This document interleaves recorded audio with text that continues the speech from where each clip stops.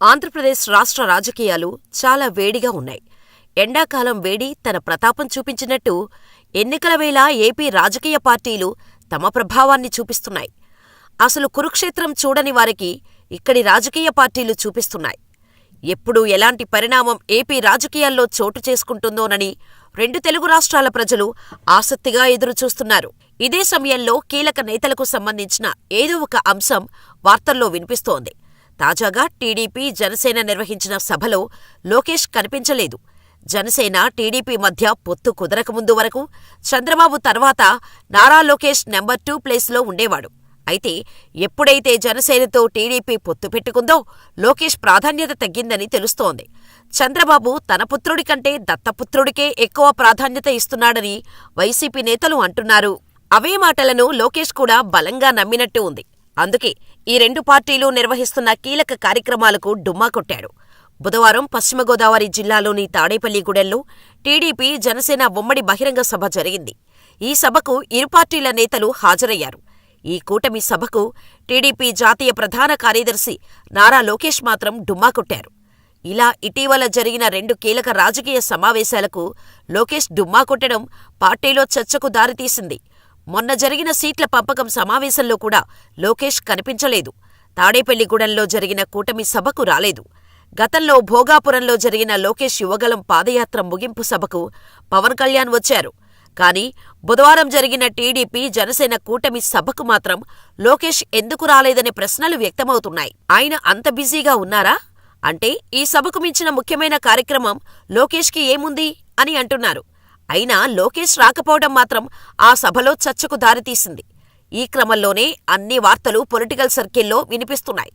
పవన్కి చంద్రబాబు కాస్త ప్రాధాన్యమివ్వటం లోకేష్ అంగీకరించలేదని, అసలు పవన్తో పొత్తే లోకేష్కి ఇష్టం లేదనే టాక్ వినిపిస్తోంది. పవన్ కోసం చంద్రబాబు వెళ్లి కలవటం తనకు అవమానంగా లోకేష్ భావించారని, అందుకే లోకేష్ సాధ్యమైనంత వరకు పవన్తో దూరంగా ఉండాలని నిర్ణయించుకున్నారనే టాక్ వినిపిస్తోంది. ఈ క్రమంలోనే కొన్ని రోజుల క్రితం ఓ ఇంటర్వ్యూలో కూడా లోకేష్ పవన్ని తీసిపారేసినట్టు మాట్లాడారు. అధికారంలోకి వస్తే పవర్ షేరింగ్ ఉంటుందా అని ప్రశ్నిస్తే మొత్తం 5 ఏళ్లు చంద్రబాబే సీఎంగా ఉంటారని చెబుతూ పవన్ చాలా లైట్ అన్నట్టుగా మాట్లాడారు. ఆ సమయంలో లోకేష్ చేసిన వ్యాఖ్యలు జనసైనికుల్లో ఆగ్రహాన్ని తెప్పించాయి. అయినా లోకేష్ ఏమాత్రం తగ్గలేదు.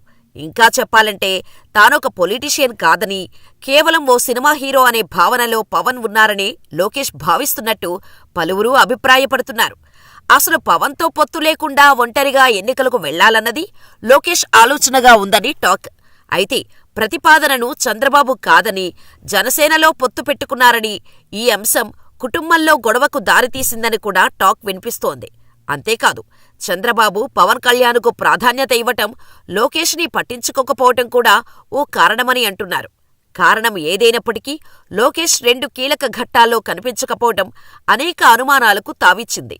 అయితే బుధవారం పశ్చిమ గోదావరి జిల్లా తాడేపల్లిలో టీడీపీ, జనసేన పార్టీల కూటమి సభ జరిగిన సంగతి తెలిసిందే.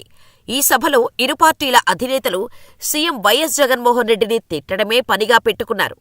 ఇక జనసేన అధ్యక్షుడు పవన్ కళ్యాణ్ చేసిన ప్రసంగం అందరినీ ఆశ్చర్యానికి గురిచేసింది. అసలు ఆయన చేసిన వ్యాఖ్యలు సీఎం జగన్కే అనుకూలంగా మారాయనే వార్తలు వినిపిస్తున్నాయి. దీంతో జెండా సభలో పవన్ ప్రవర్తించిన తీరుపై చంద్రబాబు సీరియస్ అయ్యారని పొలిటికల్ సర్కిల్లో టాక్ వినిపిస్తోంది. తాడేపల్లిలో జరిగిన టీడీపీ, జనసేన జెండా అనే భారీ బహిరంగ సభకు ఆశించిన స్థాయిలో జనం రాలేదు. ఇరు పార్టీలు కలిసి నిర్వహించినా కూడా సిద్ధం సభలో ఒకవైపు వచ్చిన అంతమంది జనం మాత్రమే ఈ సభలో కనిపించారు. తీవ్ర అసహనానికి గురైన చంద్రబాబు, పవన్ కళ్యాణ్లు సీఎం జగన్మోహన్ రెడ్డిని తిట్టడమే పనిగా పెట్టుకున్నారు. ముఖ్యంగా పవన్ కళ్యాణ్ తన 4వ పెళ్లాం జగనే అంటూ ప్రజలు అసహించుకునేలా ప్రసంగించారు.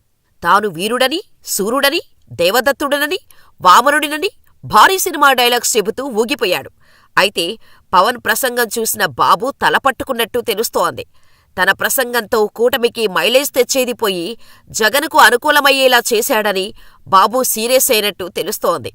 ఒక స్థాయిలో జగన్పై ఆరోపణలు చేస్తే బాగుండేదని, కానీ పవన్ కళ్యాణ్ శృతిమించి వ్యాఖ్యలు చేశారని, అవి తమకు ప్రతికూలంగా మారే అవకాశం ఉందని చంద్రబాబు భావించారట. రాజకీయాల్లో సీనియారిటీ లేకుండా ఇలా పక్కన పెట్టుకుంటే భారీ మూల్యం తప్పదనే భావనకు చంద్రబాబు వచ్చినట్టు టాక్ వినిపిస్తోంది. సభ అనంతరం పవన్ ప్రసంగంపై కూడా టీడీపీలోనే తీవ్ర అసంతృప్తి వ్యక్తమైనట్టు సమాచారం. ఇలా పవన్ చేసే ప్రసంగాలు, స్పీచ్ల కారణంగా కూటమికి లాభం కంటే నష్టం ఎక్కువగా జరుగుతుందనే అభిప్రాయంలో తెలుగు తమ్ముళ్లు ఉన్నారు. సీఎం జగన్ను ఎంత దారుణంగా తిడితే అంత ప్రజల్లో ఆయనకు ప్లస్ అవుతుందని, పవన్ చేసిన ప్రసంగం అలాంటి ఫలితాలనే ఇస్తుందని చంద్రబాబు అసంతృప్తితో ఉన్నారట. సభ అనంతరం పవన్ కళ్యాణ్కి చంద్రబాబు క్లాస్ తీసుకున్నట్టు కూడా పొలిటికల్ సర్కిల్లో ప్రచారం జరుగుతోంది. ఇప్పటికే కూటమిలో ఉవ్వెత్తున ఎగిసిపడుతున్న అసంతృప్తులను చల్లార్చలేక తలపట్టుకుంటున్న బాబుకు పవన్ కళ్యాణ్ ప్రసంగం మరింత తలపోటు తెప్పించిందనే టాక్ పొలిటికల్ సర్కిల్లో వినిపిస్తోంది.